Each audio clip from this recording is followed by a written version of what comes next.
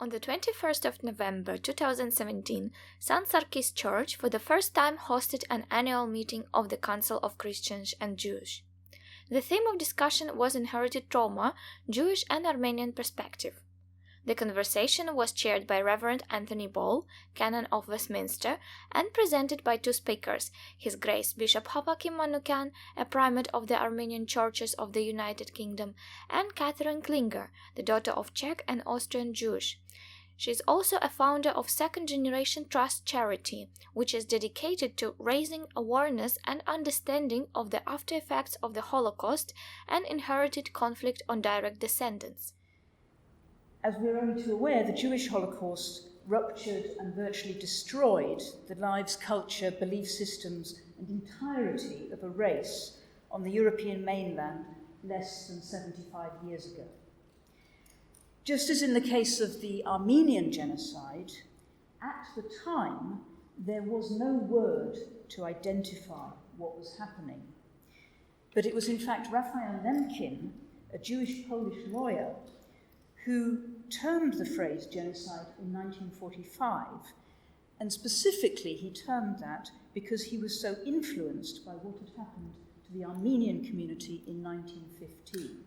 And as he observed what was happening in the Europe in which he was living in Central Europe, he realized that the mechanisms were virtually identical to what had happened to the Armenian community earlier. It is therefore not without sadness, but I think it's worth noting that the history and fate of your people is inextricably linked to the history of our people, and we share that. Bishop Havakim introduced an Armenian diaspora and facts of Armenian genocide to the audience. He also shared his own family stories, highlighting the fact that among 10 million Armenians around the world, each family has their own story to tell. We as a people, especially Jewish and Armenian people who were subjected to genocide, Holocaust, who suffered this, I think we have to work closely and work closely for justice. Today what is happening in the Middle East, I mean, the same is happening not only against Christians, but people of other faith, like against the Yazidi people, against Kurdish people, against innocent Muslims. It's happening. It's because the crimes of the past have not been condemned and these wounds haven't been healed. It's like Pope said, it's bleeding.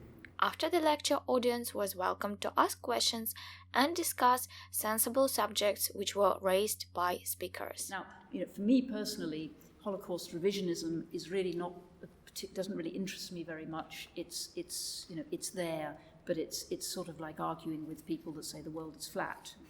And it's pretty pointless. But what has happened to your people and your experience is deeply, deeply disturbing and continues. And I think that part of a response from the Jewish community that has been heard and has been recompensed and has received so much understanding and knowledge, it is really beholden unto us to cite and to support what happened to you in a much more, I think, open and open way.